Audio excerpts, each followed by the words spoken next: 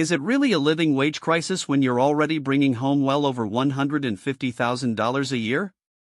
While hundreds of thousands of New Yorkers are left stranded on platforms, struggling to get to work and provide for their families, the people responsible for keeping the city moving have effectively shut down the entire region.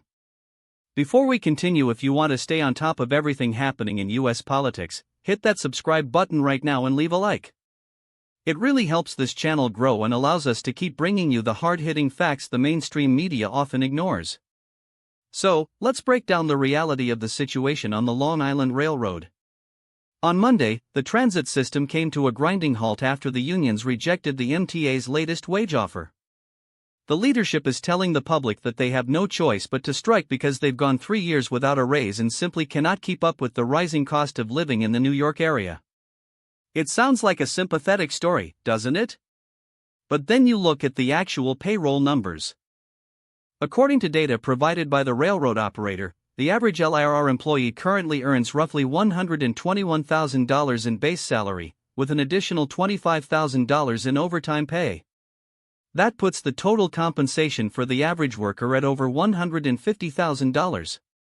To put that in perspective, the median household income on Long Island, which, mind you, often consists of multiple people working multiple jobs, sits at just $131,000. Essentially, these striking workers are already making significantly more than the average family they are now inconveniencing. And it gets worse when you dig into the fine print. We aren't just talking about a base salary here. We are talking about contractual loopholes that border on the absurd. If an operator manages to work in a rail yard and on an active train in the same shift, or switches between electric and diesel vehicles, their contract entitles them to double pay. We are looking at a situation where 325 employees pull in over $100,000 in overtime pay alone, every single year.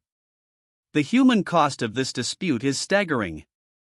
The New York State Comptroller estimates that this strike is costing the regional economy an average of $61 million per day.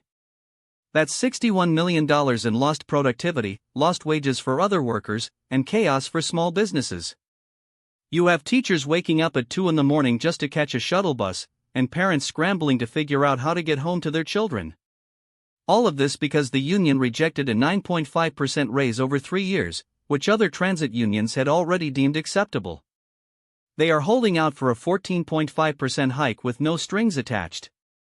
This brings up a massive question about the state of labor negotiations in America today. When unions represent the highest paid workers in the public sector, and they use their leverage to cripple an entire city's infrastructure to demand even more, at what point does it stop being a struggle for workers' rights and start looking like something else entirely? The MTA offered a deal that included a 4.5% boost in the 4th year, provided the operators agree to productivity increases. But for the union, apparently, any increase in productivity is a bridge too far. We are watching a standoff where the people with the most security are imposing the most pain on the people with the least.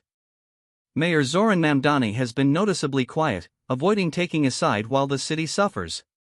There is no clear end in sight, and the unions are doubling down, claiming they are the victims of mismanagement. But as the commuters watch their days vanish and their stress levels skyrocket, the public sentiment is shifting fast. So what do you think about this? Are these workers justified in their demands for more money, or is this an example of institutional greed punishing the average taxpayer? Drop your opinion in the comments below. I read every single one of them, and I want to know where you stand on this showdown. This isn't just about trains and paychecks, it's about a fundamental imbalance in how public services are being treated. As we wait for a resolution, one thing is certain: the people who rely on the LIRR are the ones paying the ultimate price. We will continue to follow this story closely as it develops. Thanks for watching, and stay tuned for our next update.